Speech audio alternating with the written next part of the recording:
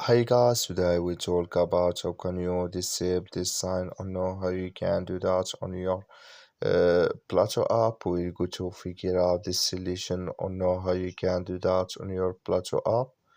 So you just follow these ways, then it's going to work with you. So all you have to do, so you just go here above your Plato app, just you click here on your photo profile here. When you click on it here, it's going to take you to your profile. Then all you have to do, so you just go here above this sign, click on it. Then it's going to take you to this list. Then all you have to do, so you just click here on privacy here, click on it. Then it's going to take you to this list. Come here to hit friend request pictures. Click here in this sign or this color.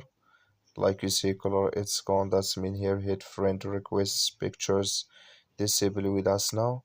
That's all you have to do. Thank you for watching. Don't forget to support us by liking and subscribe.